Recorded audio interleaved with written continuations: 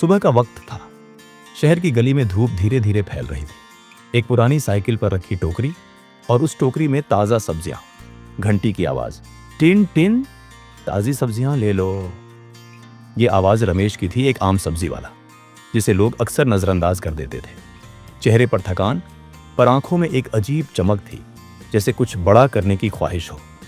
उसी गली में रहते थे एक सरकारी स्कूल के टीचर महेंद्र सर, शांत स्वभाव, पैनी नजरों वाले और दिल से समाज को बदलने का सपना देखने वाले। एक दिन जब रमेश सब्जियां दे रहा था, तभी पीछे से एक तेज आवाज आई, रमेश, तेरा बेटा रोहन आज फिर स्कूल नहीं आया।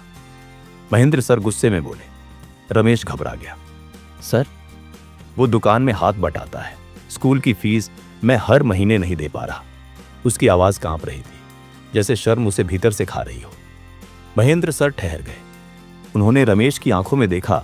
वहां गरीबी तो थी, लेकिन हार नहीं थी। रमेश, सर थोड़े नरम हुए। पैसे की कमी बच्चे के सपनों की दुश्मन नहीं बननी चाहिए। रोहन हुनरमंद है, उसकी मैथ इतनी अच्छी है कि मैं हैरान हो जाता हूं। रमेश ने सिर झुका लिया। मेरे सपने तो सब्जी की टोकरी में ही कहीं गिर गए सर, पर अगर आप कहें तो रोहन को भेजूंगा। सर मुस्कुराए। भेजो नहीं, भरोसा करो। रमेश ने रोहन को स्कूल भेजा, लेकिन रास्ता आसान नहीं था। दुकान पर ग्राहक कम हुए, कमाई घटी, घर में झगड़े शुरू।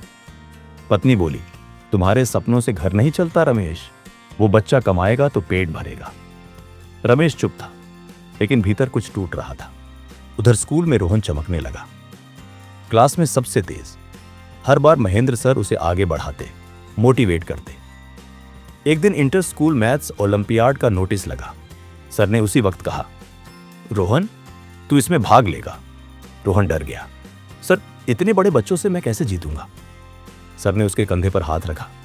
जीत आकार नहीं देखती, इरादा देखती है।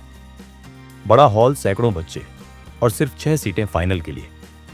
रोहन की आंखों में डर था, लेकिन सर की बातें गूंज रही थी। पेपर शुरू हुआ। पहले सवाल में ही रोहन अटक गया। हाथ कांप रहे थे, उसे लगा वह हार जाएगा। तभी उसे याद आया पापा का झुका हुआ चेहरा, घर का खाली डिब्बा और सर का भरोसा। वह गहरी सांस लेता है और लिखना शुरू करता है, धीरे लेकिन आत्मविश्वास के साथ। 3 घंटे बाद रिजल्ट आया, रोहन फर्स्ट। लेकिन असली कहानी यहां नहीं खत्म होती। जब रोहन घर लौटा, रमेश पुराने लकड़ी के स्टॉल पर बैठा था, चेहरा उतरा हुआ, जैसे जिंदगी ने फिर धोखा दिया हो। रोहन ने धीरे से कहा, पापा, मैं जीत गया। रमेश ने सोचा बच्चा शायद छोटी स्कूल प्रतियोगिता की बात कर रहा है। वह बोला, अच्छा है बेटा, चलो सब्जियां लगवाते हैं। रोहन ने कागज उसकी तरफ बढ़ाया। ये देखिए पापा, पहला इनाम मिला है पूरे जिले में। रमेश ने कागज हाथ में लिया, उसे पढ़ ही नहीं पा रहा था। अचानक आंसू टपक पड़े। मेरे रोहन ने, सच में? तभी पीछे से आवाज आई महेंद्र सर की, हाँ रमेश, ये बच्चा इतिहास लिखेगा, अब इसे पढ़ने दो।